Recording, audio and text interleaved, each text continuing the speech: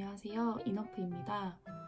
오늘은 미니멀리스트 지향자인 제가 선물 고르는 기준에 대해 소개를 해드리려고 합니다. 사실 저는 선물 주는 것을 그렇게 즐기는 편은 아니에요.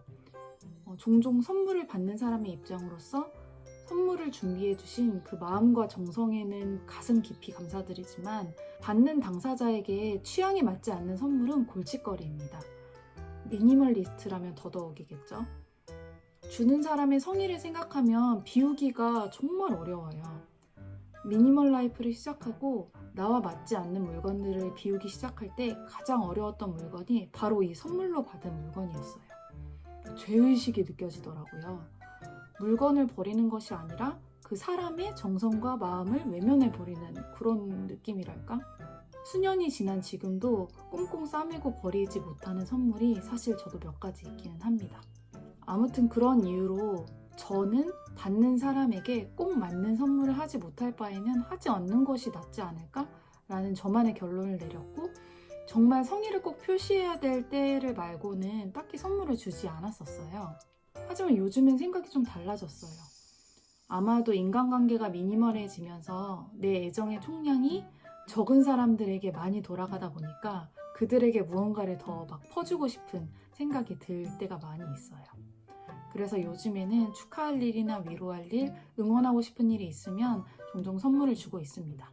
단, 내 선물이 그들의 서랍장에 처박혀서 2, 3년 후에 이사를 갈 때 발견되거나 아니면 볼 때마다 약간 눈에 거슬리는 그런 애물단지가 되는 건 정말 원치 않거든요.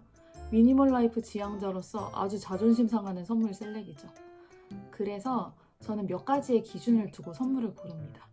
꼭 받는 상대가 미니멀리스트가 아니더라도 이 기준으로 선물을 전달했을 때 대부분의 친구들이 크게 기뻐하면서 내가 준 선물을 잘 소비해 주었어요. 그러면 저만의 선물 고르는 기준 3가지에 대해서 설명드릴게요. 첫 번째는 취향을 많이 타지 않는 실용성 있는 소모품을 고릅니다. 저는 데코레이션 용품이나 굿즈 같은 바라보고 있으면 기분 좋아지고 예쁘기만 한 그런 선물은 잘 하지 않습니다. 오브제나 인형, 액자 같은 선물이 그 예인데요. 사실 이런 것들은 취향을 정말 많이 타는 제품일 뿐더러 사용한다고 없어지는 제품이 아니다 보니까 받는 사람의 스타일이 아닐 경우에 애물단지가 될 가능성이 정말 큽니다. 저는 그 대신에 취향을 크게 타지 않는 소모품을 골라요. 두 번째, 그 중에서도 내 돈 주고 사기 아까운 걸 고릅니다.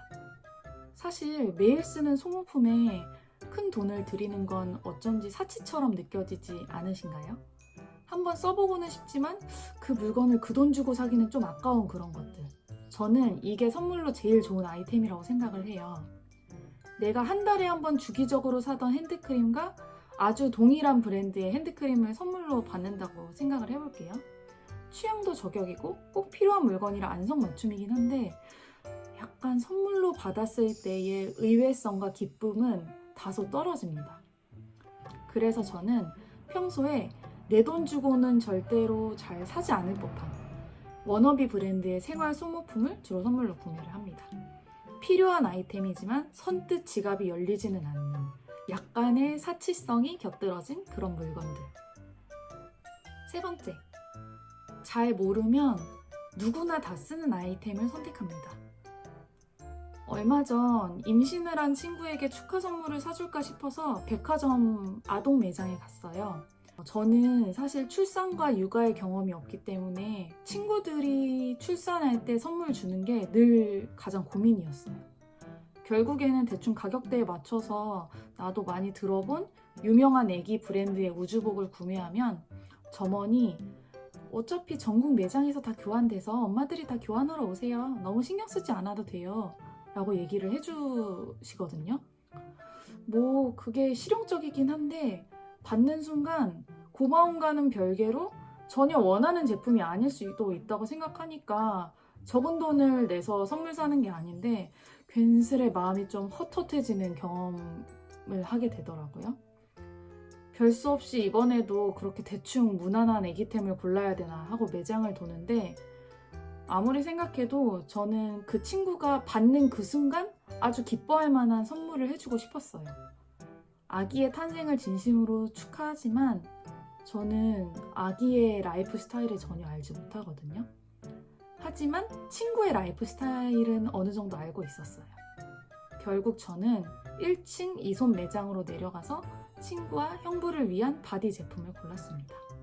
어설프게 겉핥기식으로 알아보고 나도 잘 모르는 물건을 선물하기보다는 그 사람의 직업이나 생활 패턴에 관계없이 무조건 쓸 수밖에 없는 아이템을 사는 것이 실패율을 줄인다고 생각합니다.